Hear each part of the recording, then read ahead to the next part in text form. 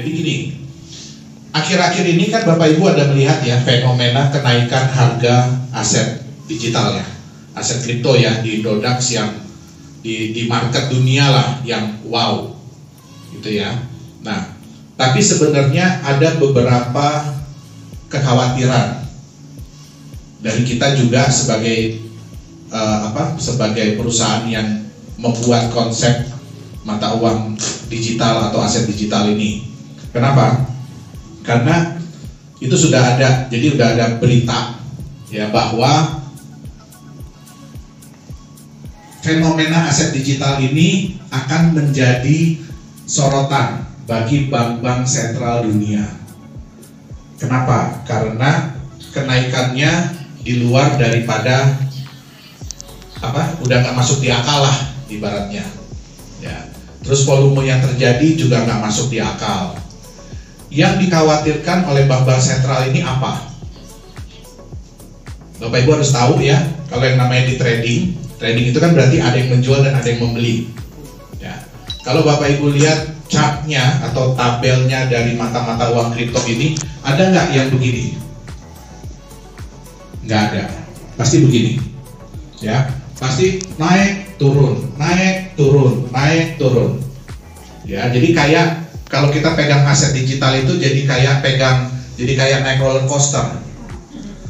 Ya, nggak pernah saya lihat ada orang naik roller coaster ketawa-ketawa. Yang ada teriak-teriak, pingsan banyak. Ya, jadi nggak ada yang ketawa-ketawa naik begituan. Nah, sehingga terjadi apa? Ada kata-kata ini yang sangat menarik saya baca dari The Fed. Ya, jadi Bank Sentralnya Amerika. Jadi Direktur Bank Sentral Amerika bilang, mata uang kripto ini lama-lama bukan lagi menjadi aset, tapi menjadi alat spekulasi. Ya, jadi ibarat kata ya kita tebak-tebakan deh harganya mau naik atau mau turun. Ya, kalau naik semua ketawa, kalau turun nangis, betul nggak? Nah, di Nagaya kami tidak mau bikin aset yang seperti itu. Ya, kami tidak mau bikin aset yang seperti itu. Kenapa aset-aset ini rata-rata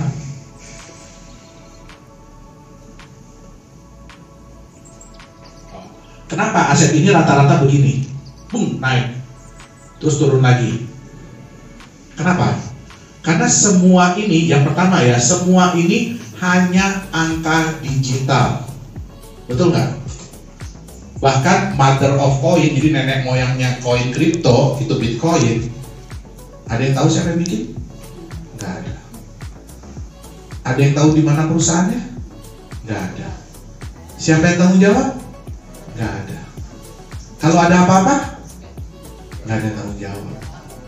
Bahkan exchanger sekalipun, kalau harganya sudah melantai, ya, kalau harganya sudah melantai, apakah mereka tanggung jawab? Nggak ada.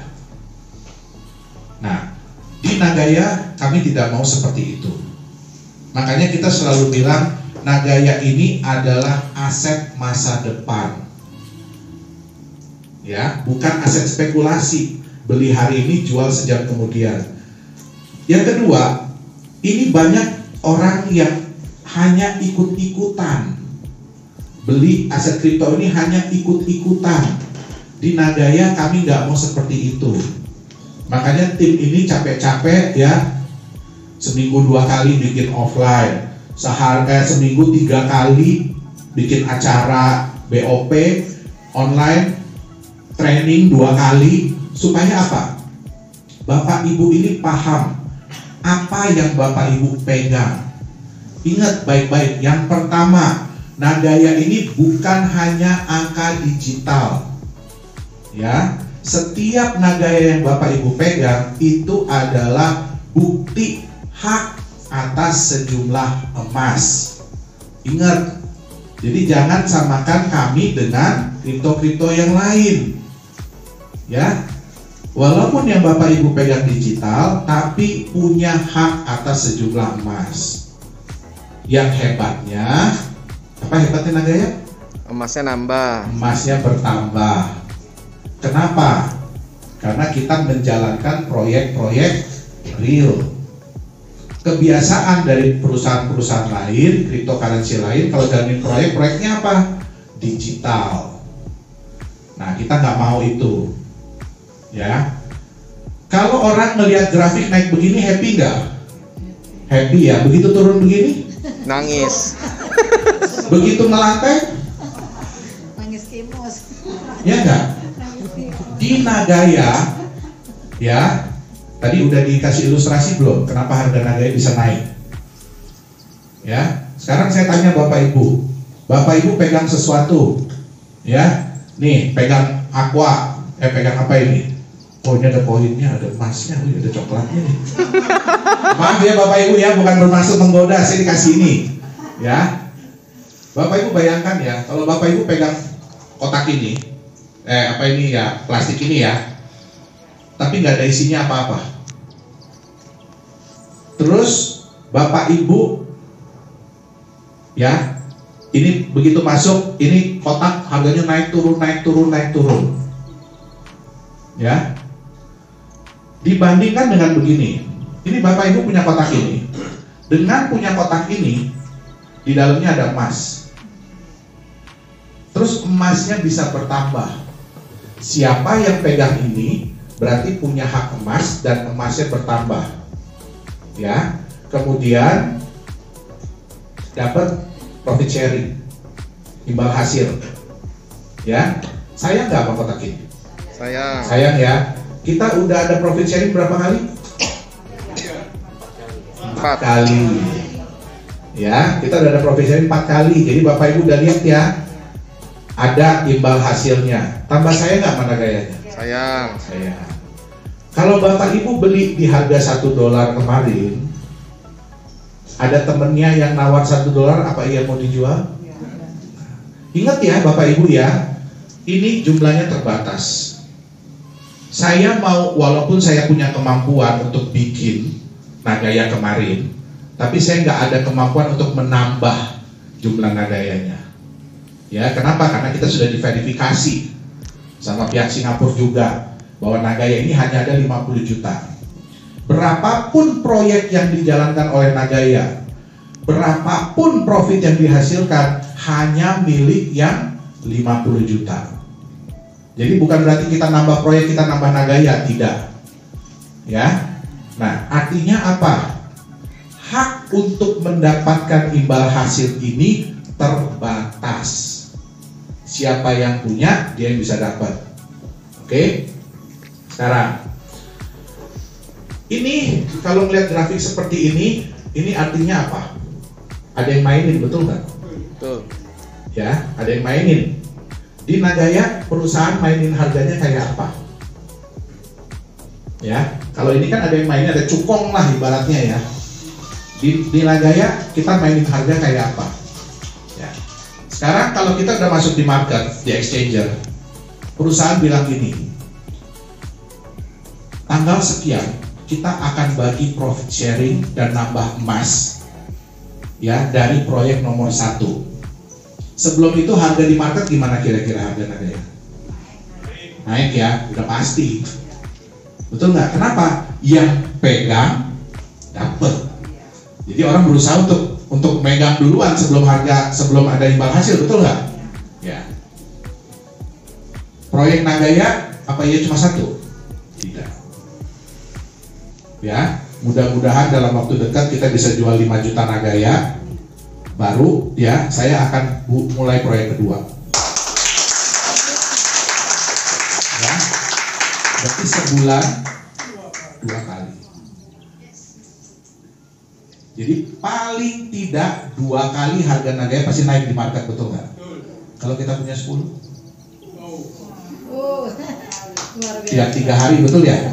Kalau kita punya 30, setiap hari. Kira-kira harga Nagaya bakalan turun nggak? Nggak bakal. Orang besok-besok udah nggak peduli sama profit sharing, betul nggak? Kalau harga udah begini, toh lewat tuh, udah lewat gitu. Orang udah nggak peduli sama profit sharing.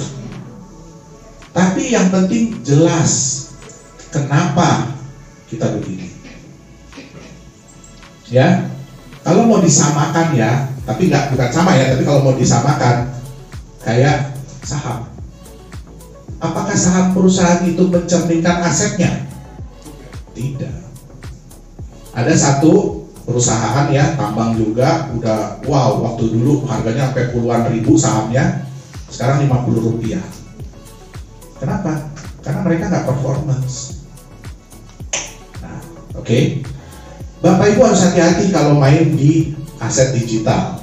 Ya, ini contohnya. Ini ada di bursa yang terkenal di Indonesia loh ya. Yang satu ini jelas-jelas dibilang bahwa satu token dia di backup oleh 1 gram emas selama-lamanya. Artinya Bapak Ibu pegang satu token, ya haknya 1 gram emas, nggak bakalan nambah. Beda mana gaya ya. Tapi begitu masuk di market, dalam hitungan jam harganya melejit sampai 250 juta satu token. Artinya apa? Yang beli nggak ngerti ini apaan kan? Kalau yang beli ngerti, apa iya dia mau beli 1 gram emas senilai 250 juta? Tapi kejadian. Ini bisa dicari kok di YouTube kok. Beli 100 juta rupiah di harga tokennya 250 juta. Sekarang 800 rupiah. Silahkan dihitung dari 100 juta jadi berapa asetnya. Nah, ini katanya di backup oleh properti. Ya, di backup oleh properti. Satu tokennya di backup properti senilai 100.000 rupiah. Apa iya sekarang ada properti yang harganya 10 juta? Ada nggak? Nggak ada. Dia bilang bisa ditukar. Bisa ditukar. Jadi tokennya balikin ke perusahaan, nanti dikasih propertinya. Ya. Apa iya ada properti 10 juta? Saya tanya.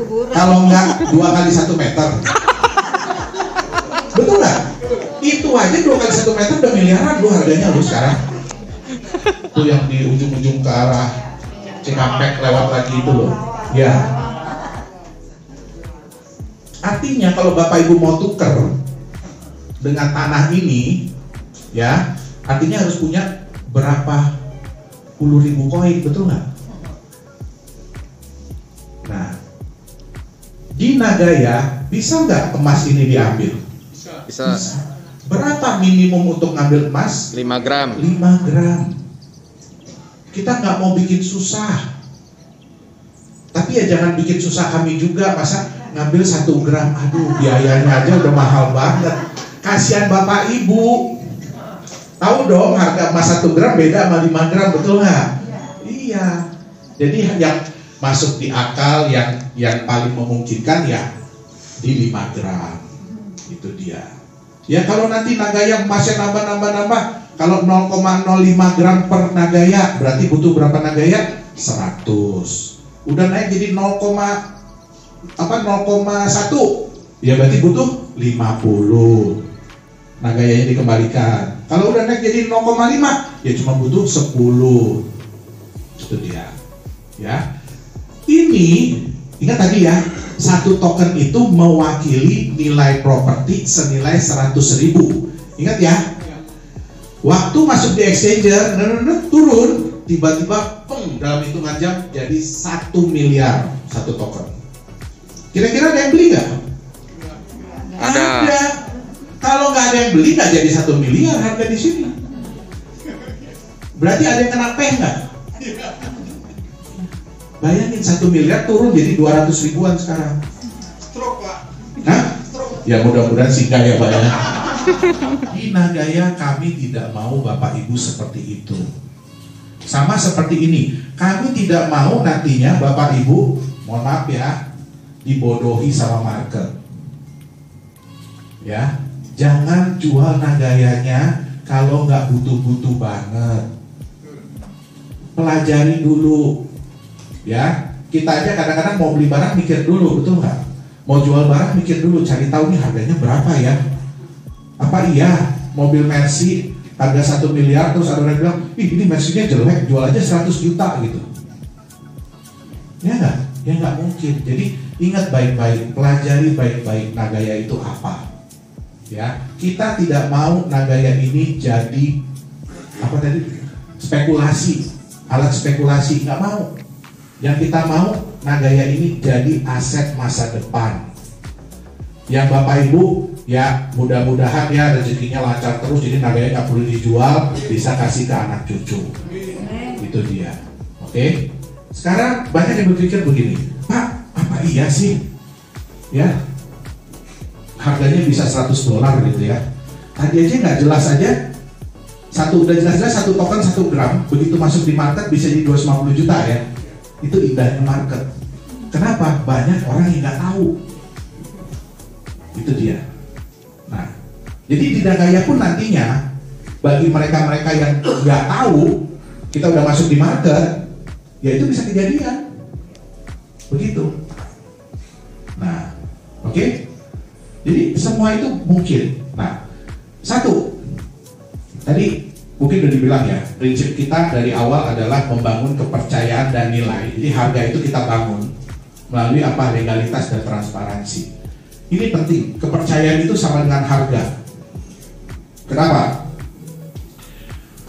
Di daerah sini dulu, saya ingat ya, mama saya, papa saya bawa saya ke sini, ya. Itu ada yang tahu Cubic? Cubic ya? Ya, itu tahun 85-an deh, 85 deh, ya. Itu bentuknya masih begini Bapak Ibu. Ya. Tahun 85-an, bentuknya itu masih begini. Harganya sehektar, tahu nggak berapa? 100 juta sehektar. Masuk di akal nggak beli beginian 100 juta sehektar? Ini masih bagus ya, ini hutan karet. Cuma saya nggak bisa nyari yang berantakan gitu hutan karetnya ya. Hutan deh, 100 juta sehektar. Bapak Ibu bakal beli nggak waktu itu? Nggak bakal. Sekarang aja udah lihat jadi Cubic begini, makanya bilang bakal beli dulu. Waktu kalau dulu kesini naik mobil aja kita naik Land Cruiser, bukan apa dulu, Hardtop. Ya, Hardtop. Itu aja sampai loncat-loncat kemana-mana gitu ya. 100 juta, alamak apa iya kan gitu ya. Tapi ada nggak yang beli? Ada. Nah, begitu berkembang jadi begini, kan nggak ada ya dari hutan tiba-tiba langsung jadi Cubic, itu kan nggak ada ya. Betul nggak? Berkembang jadi begini. Orang udah mulai ngelihat ya, oh iya ya. Tapi mungkin nggak bisa dapat 100 juta lagi sehektar. Udah mulai begini, ini sama ya. Udah mulai begini, masih bisa nggak dapat di harga ini? Enggak. Nggak mungkin. Apalagi udah begini ya. Wih. Ada yang tahu berapa harga di sekitaran Cubic sekarang sehektar? 180 miliar, nggak pakai nego. Seandainya kita bisa balik ke sini, betul nggak?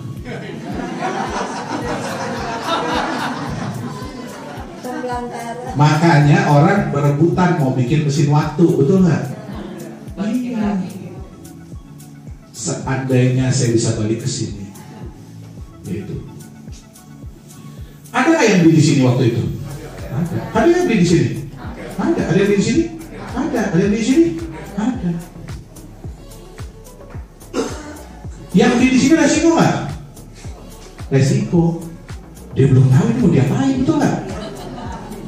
Yang di sini, aduh masih begini, tetangga aja nggak punya kan gitu.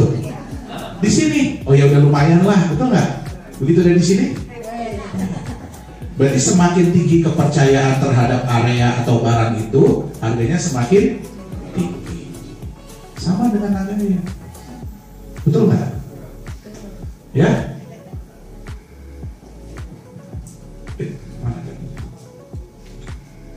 Nih ya, saya kasih lihat ke Bapak Ibu ya. Sorry, gini aja. Pentingnya waktu. Time is money. Orang bilang time is money ya. Betul Bapak Ibu. Ya. Bapak Ibu tahu ini ya? Ini tahu ya? Ashton Kutcher, artis. Ya. Dia itu investasi 500.000 dolar di tahun 2011. Ya. Nah, tahun 2020 yang 500.000 dolar ini jadi 100 juta dolar. Pengen nggak kayak gini? Pengen.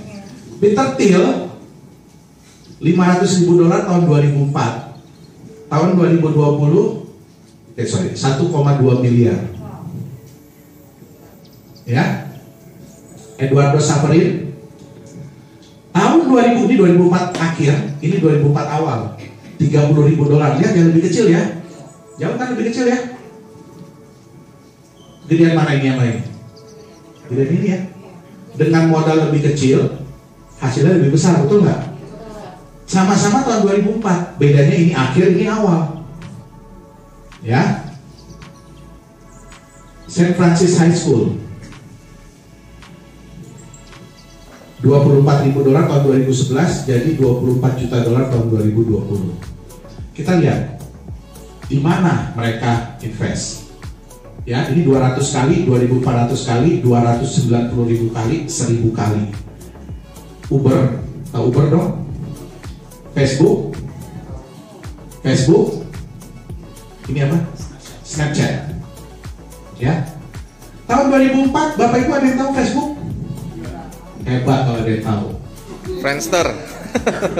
Ya, nggak ada yang tahu Facebook kan?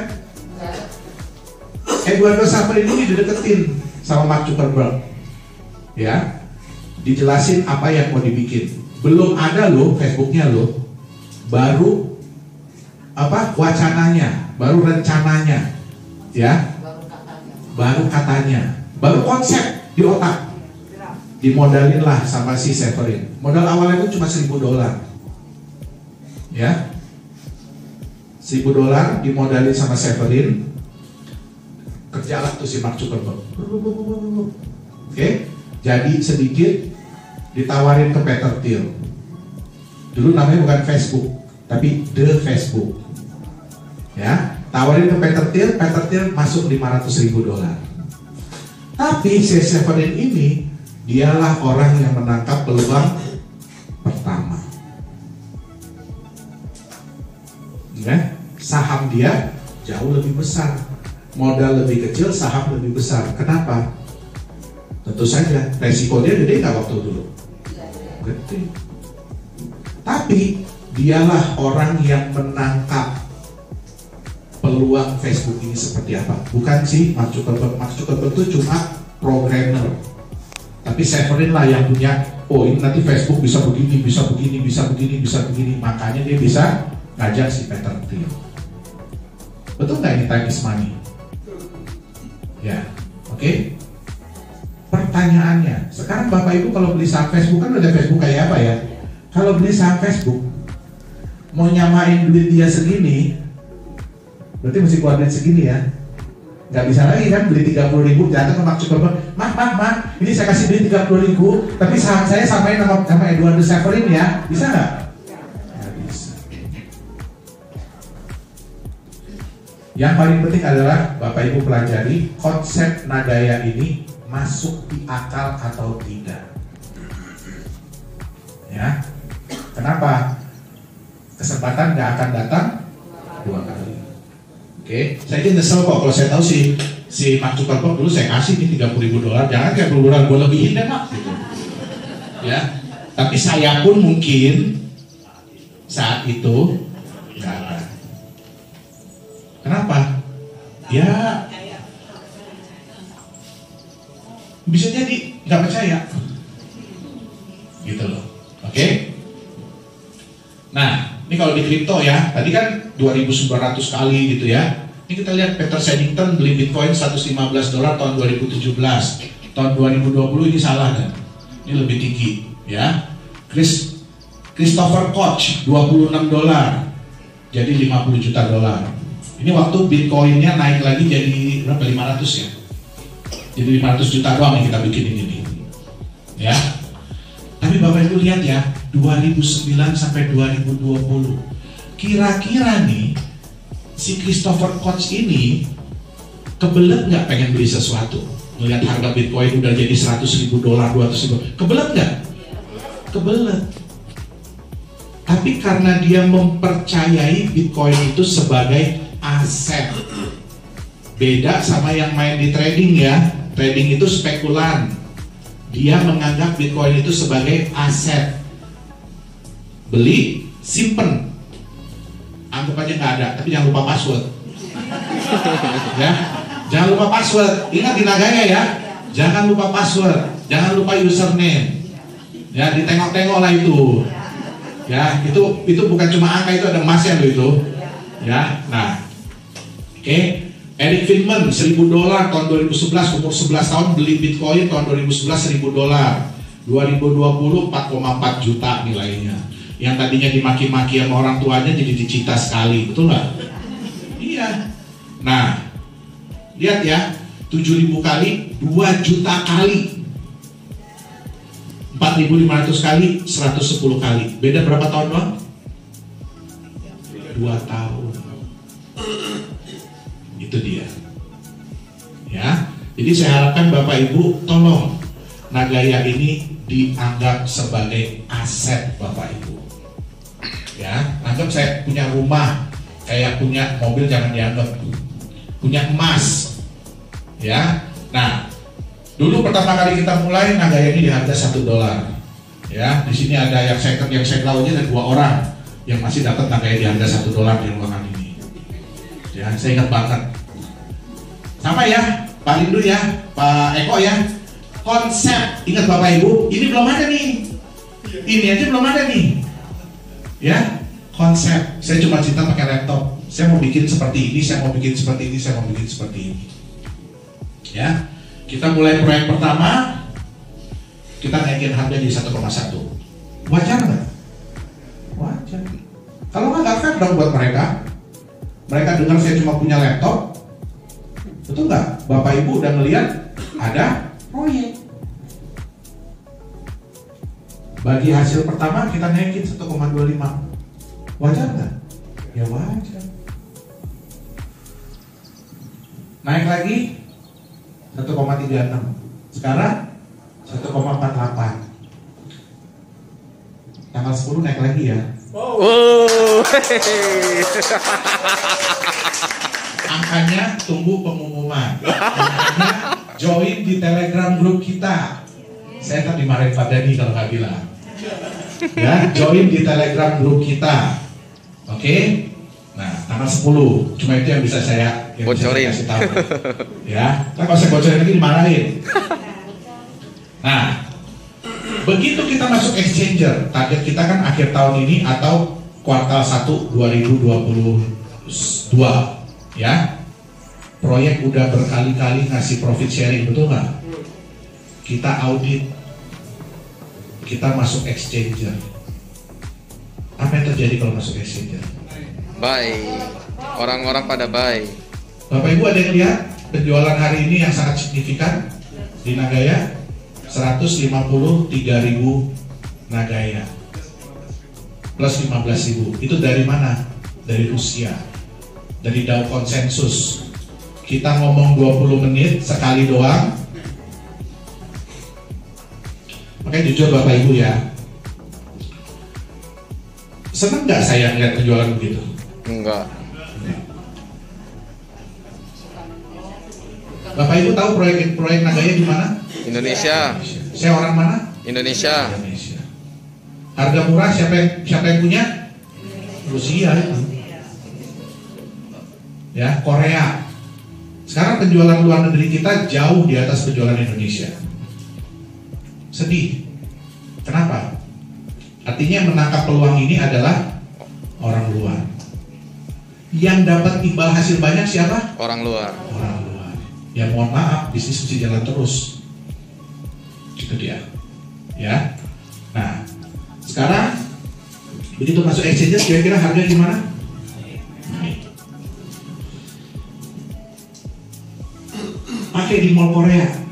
Ingat ya, di mall Korea itu bukan orang beli, orang datang bukan untuk investasi, bukan untuk punya aset. Dia nggak mikirin, dia mau tahu apa? Gua mau shopping, saya mau belanja, anak saya mau nonton. Untuk bisa melakukan itu, mereka harus beli Nagaya dulu. Bapak Ibu tahu ya, kalau kan ada beberapa food court ya yang mesti isi dulu kartu gitu ya, yang mirip lah, tapi belinya Nagaya. Kira-kira mereka peduli nggak harga Nagaya berapa? Enggak. Nah, peduli. Karena harga barang pun akan ikutin Nagaya. Nah, ingat, permintaan semakin tinggi, sedangkan yang jual semakin sedikit, artinya harga Naik. Berapa harga di sini? Lebih tinggi nggak dari masuk di exchanger? Lebih. Lebih. Nah, nanti dipakai peer-to-peer loan, jadi jaminan, ya, bisa pinjam meminjam. Ini makanya penting kepercayaan. Kenapa? Supaya orang mau Nagayanya dijadikan jaminan. Itu kita butuh tepat, butuh legalitas yang jelas. Siapa di sini nggak tahu Singapura? Siapa yang tahu di mana British Virgin Island, Vanuatu, Seychelles, Grenadines?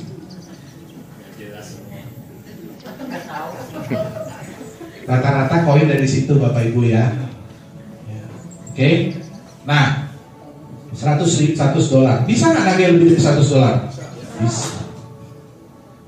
Jadi pertanyaannya adalah bukan kapan saya beli Nagaya, di harga berapa Bapak Ibu mau beli Nagayanya? Ya. Nah, ini penting ya. Bapak Ibu mau memiliki Nagaya dulu, terus sama-sama kita buktikan harga naik ke $100, happy nggak? Happy. Atau mau nunggu dulu harganya udah $100, baru saya percaya, saya beli Nagaya. Kembali kepada masing-masing.